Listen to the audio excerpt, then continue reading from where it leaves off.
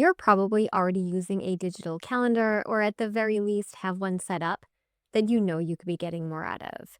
Maybe you use it every day, but only for basic things, or maybe you use it in only one context of your life, like just work or just school. And you're curious about streamlining how to integrate all of the spaces of your life into one calendar. Or maybe you go through this digital calendar enthusiasm cycle where for a few weeks you are super motivated to make your digital calendar your daily operating engine. But then for whatever reason, no judgment, you realize that 3 months have passed and you haven't looked at your calendar once. Hello, and welcome to the Learn and Work Smarter podcast. I'm Katie, and this is episode 76.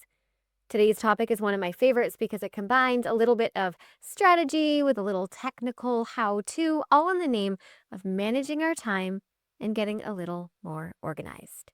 And what is not to love about that?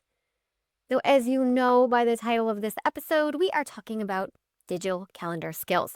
Now, for the most part, throughout this episode, I'm going to be talking about Google Calendar, okay? Like I'm going to use the words Google Calendar out of my mouth, but most of everything that I say about Google Calendar also works for Outlook and iCal and whatever other digital calendar that you are using.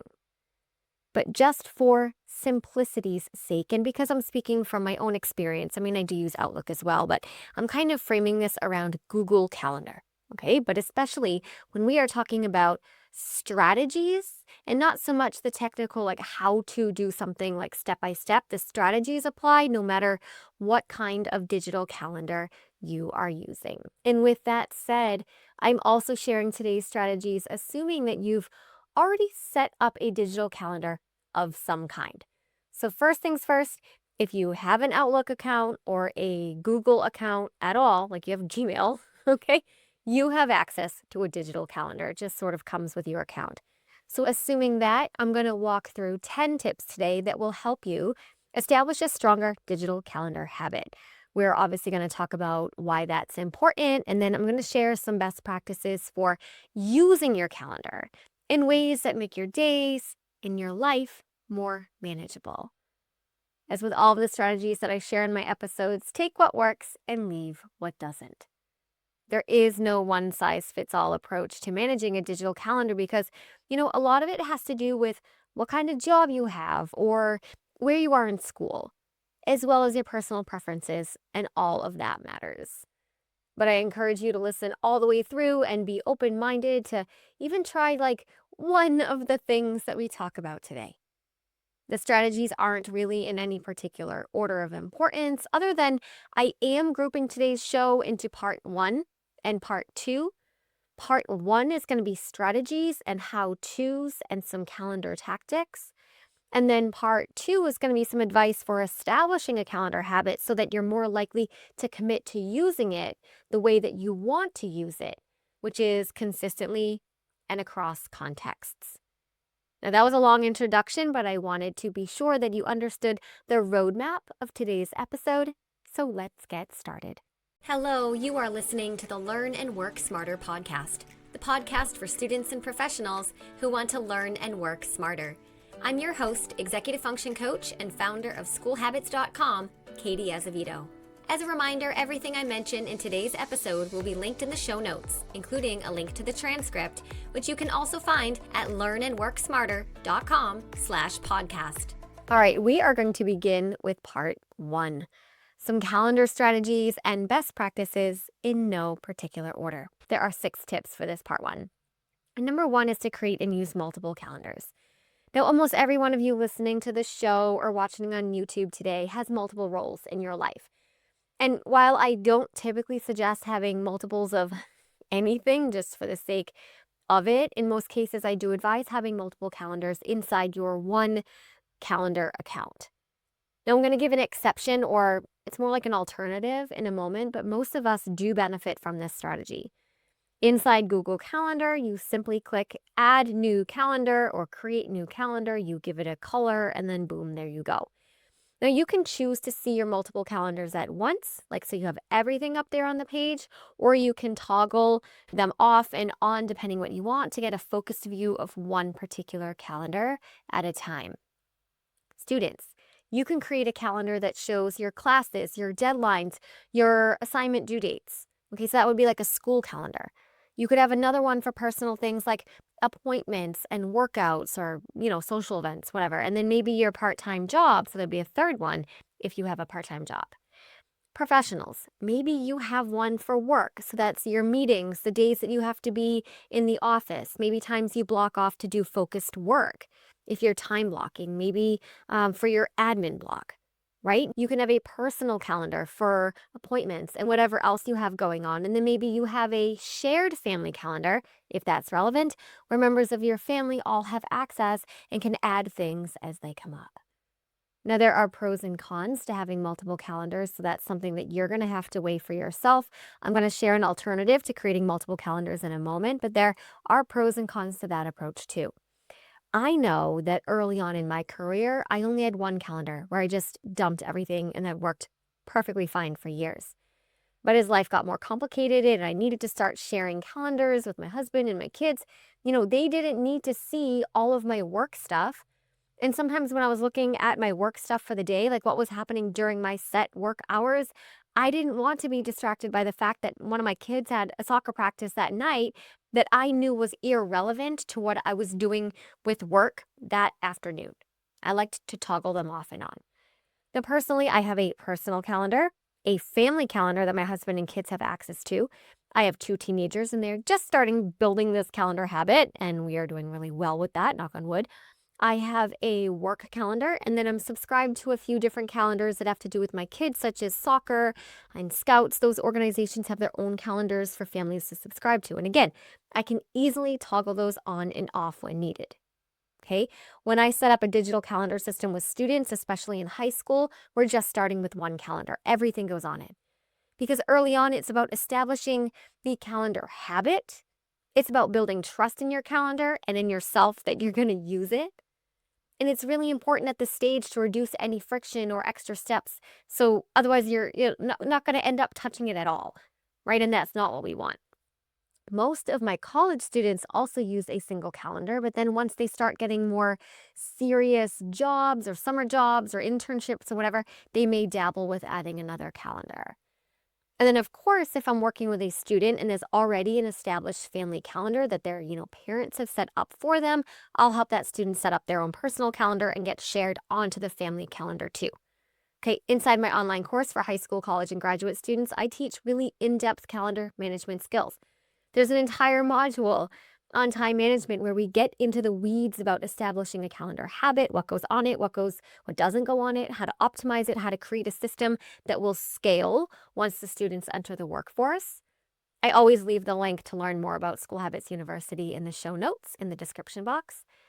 All right, and then that alternative to creating multiple calendars that I've hinted at like twice so far, that is to create one single calendar and just assign different colors to each kind of event. Maybe blue for work things, green for school things, orange for personal, whatever.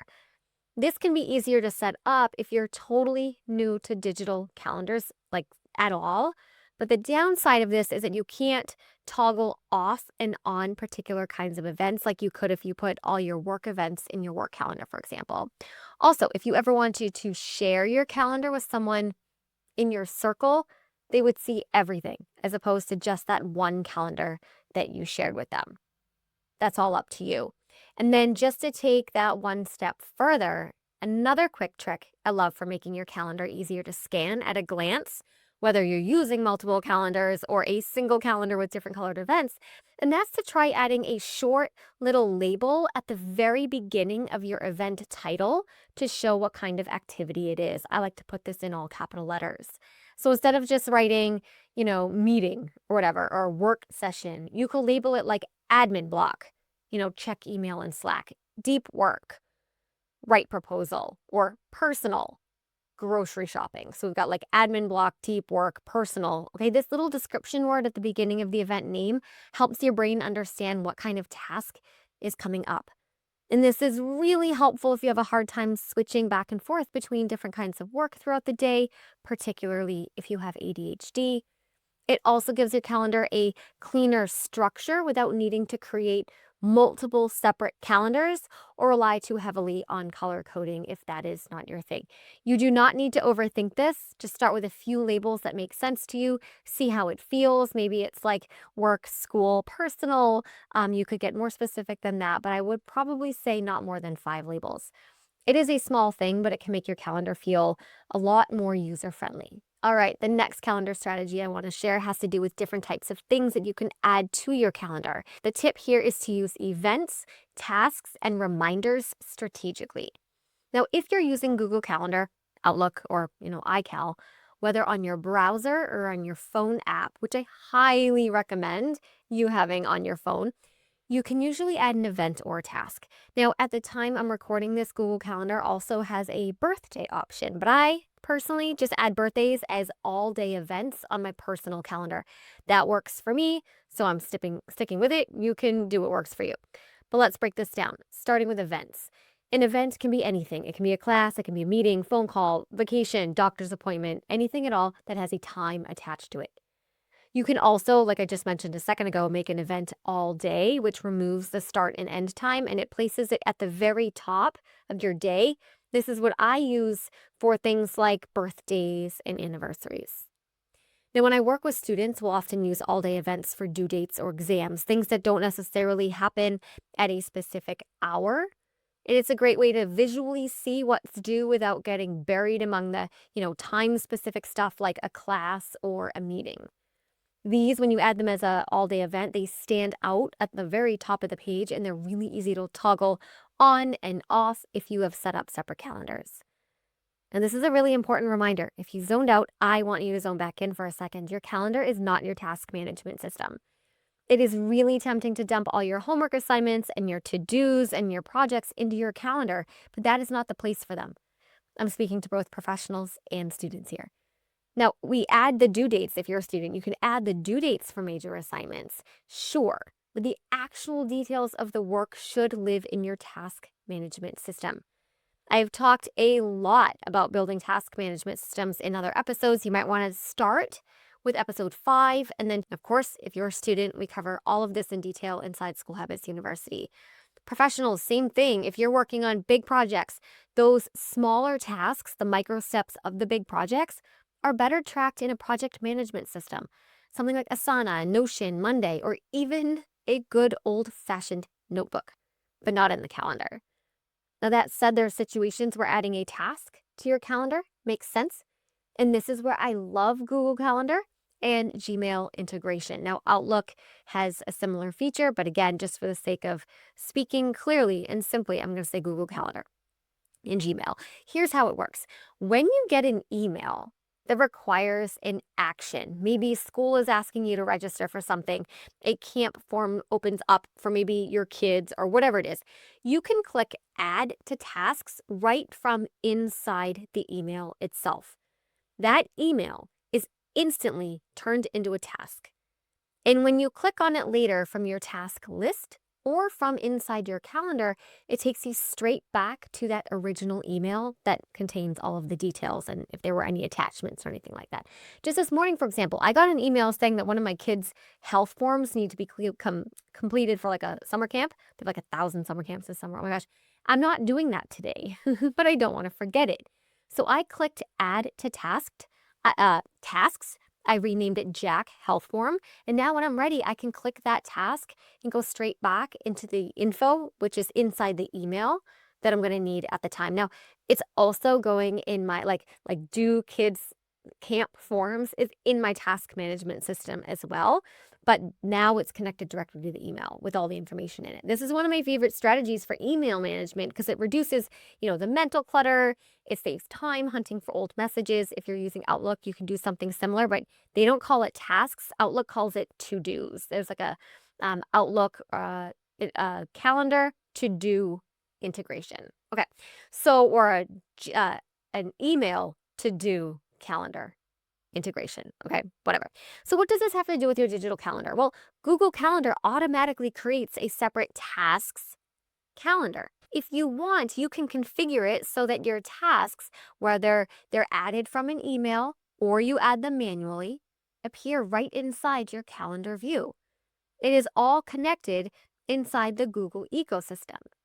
So that way you can see a visual of your time-based events and your tasks. Though again, this should still be used sparingly and strategically because you're still going to have a task management system.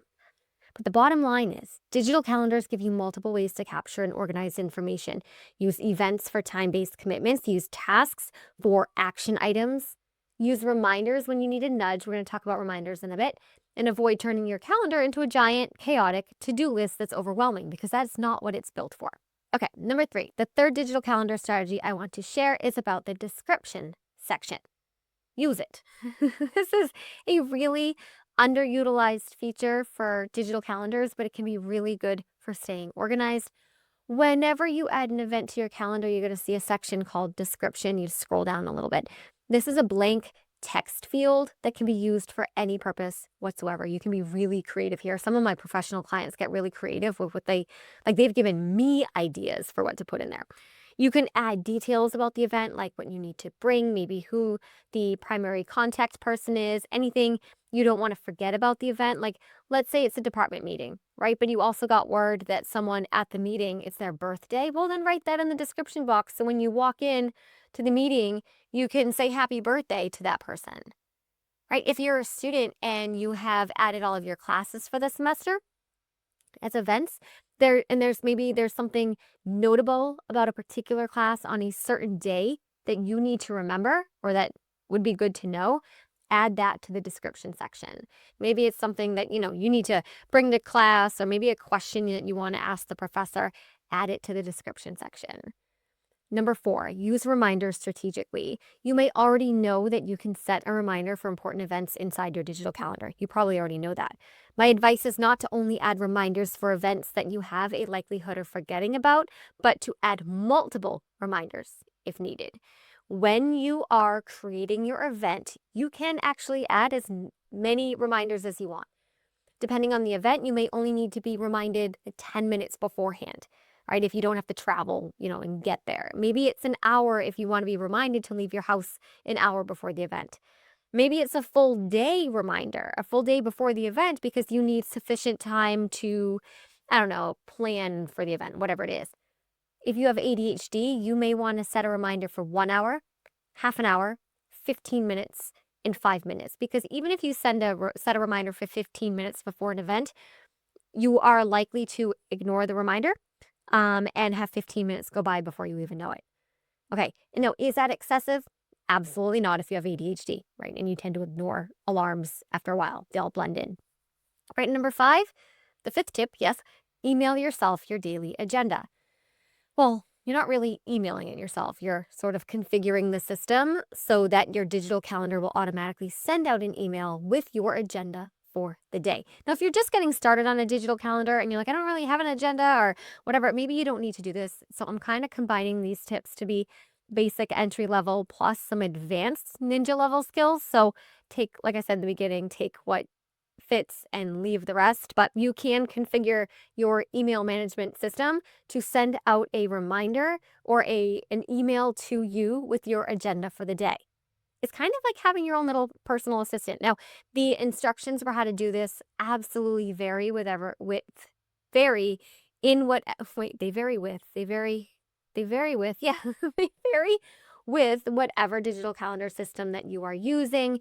And they often change, like things are always moving from the left side of the screen to the right side of the screen. So I'm not going to give you like a walkthrough of it, but you can almost always find it under settings and then notifications in whatever platform you're using. And then the last practical strategy for part 1, so this is tip number 6, is to use buffer blocks to protect your time.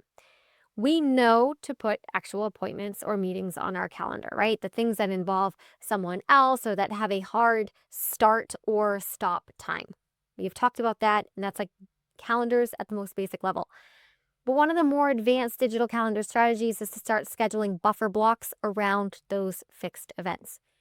Buffer blocks are just short windows of time, maybe 10, 15, 30 minutes, 30 at the most probably, that you intentionally leave open before or after an event to handle things like travel, mental reset, prep, the inevitable overrun of a meeting, right? Time to process your notes, For example, if you have a Zoom call that typically ends at 2 o'clock, we don't book our next appointment to start right at 2 o'clock if you have any control over it. Give yourself a buffer block until 2:15 so you can wrap up your Zoom meeting, you can process your notes, you can run to the bathroom, you can send a quick follow-up email, things like that. Add any action items that you talked about at the meeting and put them in your task management system. That's sort of like the processing the notes piece. These aren't just, productivity hacks. They're boundaries and they're essential to staying organized with our time and to not feeling overworked. All right, let's move on to part 2, which is some strategies for either starting or strengthening your Google Calendar habit. After all, you can learn all of the bells and whistles and, productivity hacks for using a digital calendar system, but if you don't actually use it, it doesn't matter how many hacks you learned. All right, so the first tip for this part 2, more of like the overall strategy and mindset and habit building part, is to front load everything you possibly can into your digital calendar in one sitting. So plan a chunk of time, maybe 30 minutes, to just sit at the computer with your digital calendar open in the browser. I really recommend doing this in the browser and not on the phone app, okay? And just crank it out. For students, this may be all of your courses for a whole semester at a time because, that's really all you know at one time. If you're in high school, this would just mean creating an event, right? From one event from 7:30 to 2 and having that or whatever your school hours are, and having that repeat Monday through Friday from September to June. Okay, you already know this, but you don't need to create separate events for repeating events. If you thought that, then it would make sense why you wouldn't want to use a Google Calendar if you're like, oh my gosh, I have to load all of my classes. That's not how it works. So we do this inside the settings for the event that you're creating. So you create one event. Let's say it's a class that, runs on Tuesdays from 3 to 5. You create that one event just once, and you use the settings to make that event repeat weekly every Tuesdays from 3 to 5 for the semester. So I don't know, sometime in December. All right, if it's like the first semester, whatever. Working professionals, if you have a status meeting every Tuesday from 3 to 5, good Lord, that would be a long status meeting. Maybe it's from 3 to 3:30. You create one event and set that to repeat weekly. If you have access to any other schedules like sports schedules, gym schedules, class schedules, vacations, meetings, work schedules, whatever, add all of those at this one sort of like front loading calendar session. All right, so when you load these all up in the beginning, it reduces the friction that you might feel to be like, oh, every single day I have to add the events for the day. No, you put it all in the beginning. No, number 2, look at your calendar every single day. Some of you listening to this might be thinking, obviously I look at it every single day. That's how I know what I'm doing. But others might be hearing that advice and thinking, why on earth would I ever do that? I know off the top of my head what I'm doing every day, or I don't have a reason to look at my calendar every day. You actually do have a reason. The reason is to establish the habit. The more frequently we do something intentionally, the more frequently we'll do that thing automatically. And that's literally the nature and the definition of habit building, the automaticity of it. Okay, so the science behind habit formation is that we're more likely to build a new habit if we stack it against an existing habit. So to build a calendar habit, try to open your calendar immediately before, during, or even immediately after an already established habit. So if you wake up every morning and you have a cup of coffee at your kitchen counter, that's when you can open up your calendar. Okay, because you already have that routine of waking up, sitting at the counter, having your cup of coffee, and when you stack your new calendar habit with that, it has something concrete to land on. Let's say you have a routine where you show up to work each day. Maybe checking email is the first thing that you do. Well, maybe you do a quick calendar check first and then dive into your email, right? The email habit's the established one, and you're stacking the calendar habit with that. But this is essential. This opening your calendar every day without fail is essential because we have to train our brains to trust our calendar. If we don't ever open it, even on the days when we don't need to, especially on the days we don't need to, then we're never going to allow the digital calendar to become the organizational power tool that it is. Tip number 3, set a recurring weekly calendar audit. So once a week, I like to say Sundays, during your Sunday reset, or Friday afternoon before you mentally check out, block off 5 to 10 minutes to do a quick audit of your calendar. Open it up to sort of scan the week ahead, cancel or reschedule anything that no longer fits, double check for conflicts. Maybe you need to connect with your family and say, okay, who has something coming up this week? Maybe you need to check, if you're a student, check the portal to see if any classes have been moved, right? But you're not necessarily adding anything here. Maybe you are, but this isn't planning. It's more like calibrating. Think of it like straightening your calendar's spine, so it's more likely to carry you through the week without tipping over. That is a really weird analogy.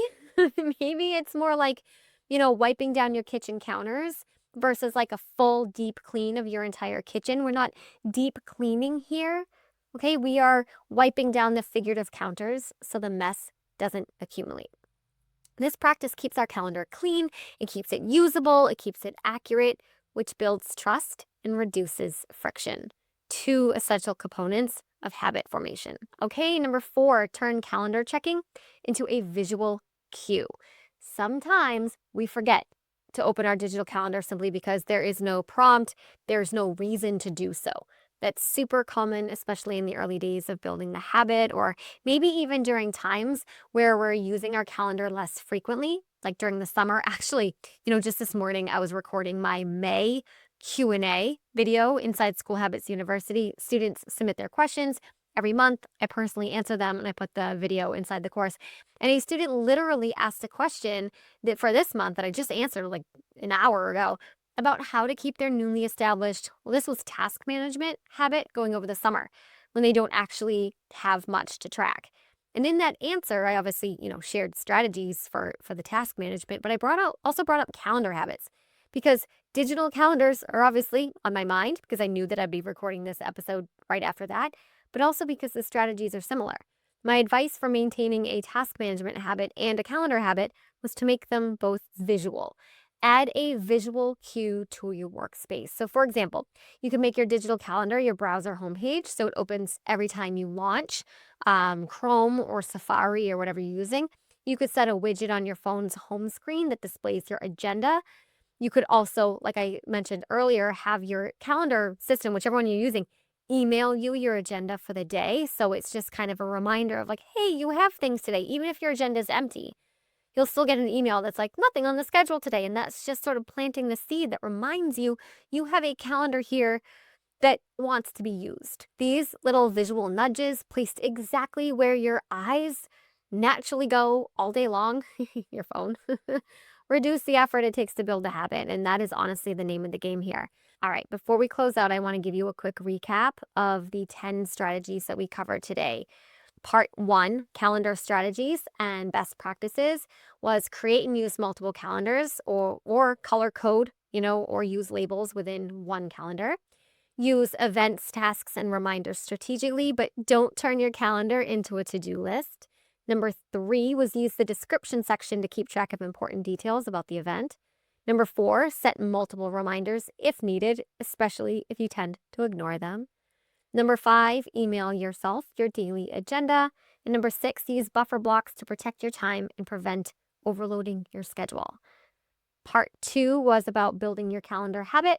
So that was front load recurring events in one big batch, maybe every 6 months or so, depending on, who you are and what your life looks like.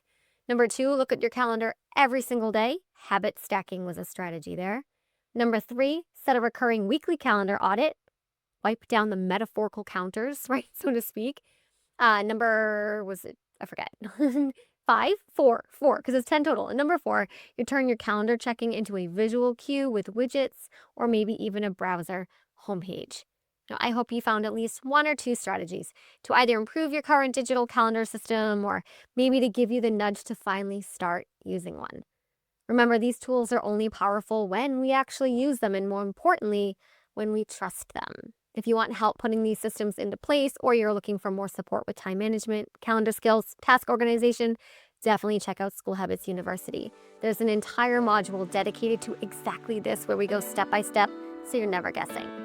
Thanks for hanging out with me today. I appreciate you. And remember, never stop learning.